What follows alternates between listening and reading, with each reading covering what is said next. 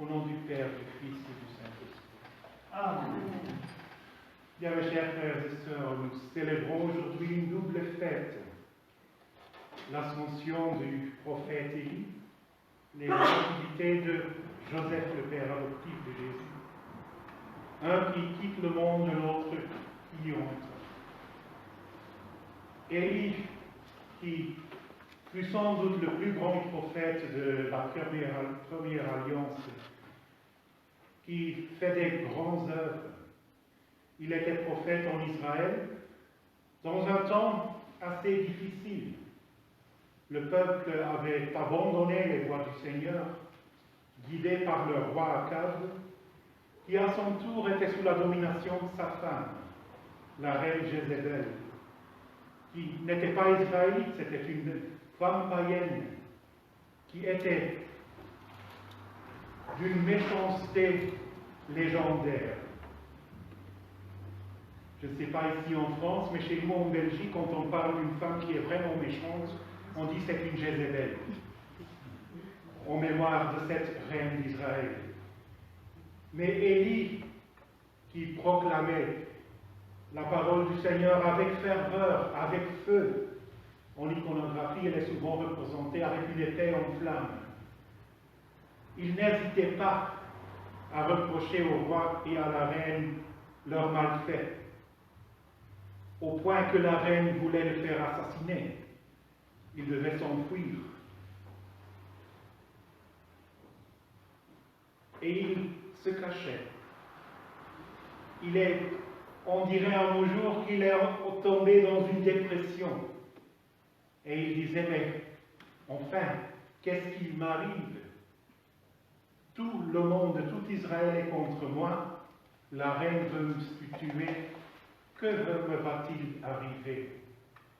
C'est à ce point-là qu'Élie a eu une rencontre si proche avec Dieu qui lui a donné la force et le courage de continuer dans sa mission. Ainsi nous le dit la Sainte Écriture. Là, il entra dans une caverne pour se cacher de la reine, et il passa la nuit. Et voici que la parole du Seigneur lui fut adressée. Il lui dit, « Que fais-tu là, Élie » Il répondit, « J'éprouve une ardeur jalouse pour toi, Seigneur Dieu de l'univers. Les fils d'Israël ont abandonné ton alliance, renversé tes autels et tué tes prophètes par l'épée.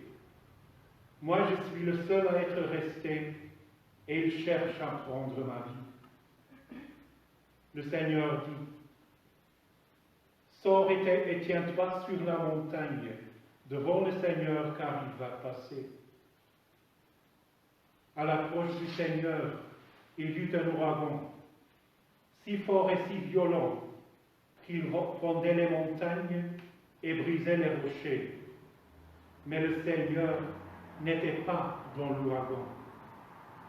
Et après l'ouragan, il y eut un tremblement de terre. Mais le Seigneur n'était pas dans le tremblement de terre. Et après ce tremblement de terre, un feu. Mais le Seigneur n'était pas dans ce feu.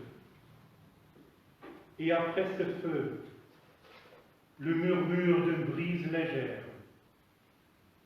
Aussitôt qu'il entendit, il se couvrit le visage avec son manteau. Il sortit et se tint à l'entrée de la caverne. Et alors il entendit une voix qui disait, « Que fais-tu là, Élie » Il répondit, « J'éprouve une ardeur jalouse pour toi, Seigneur Dieu de l'univers.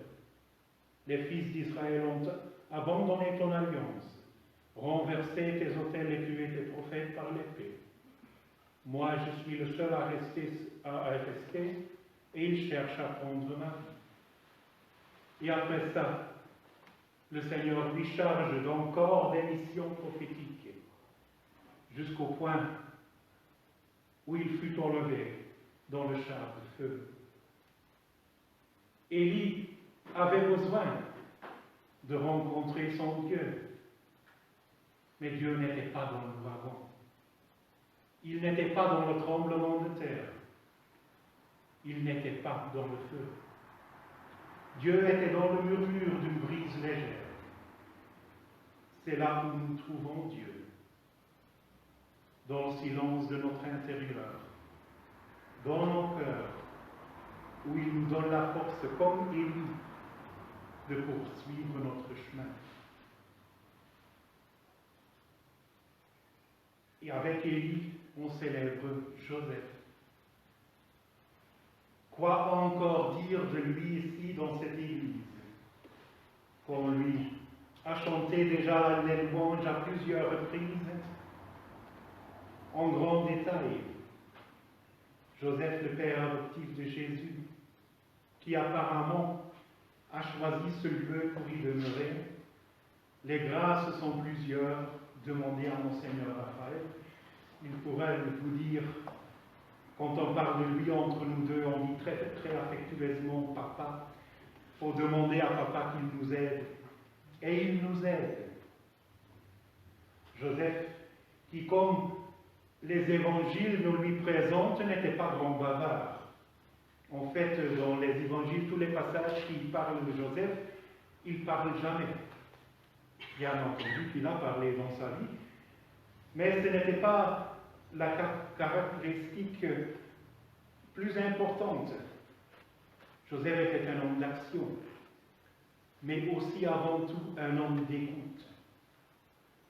Le Seigneur lui a apparu en songe et Joseph obéit.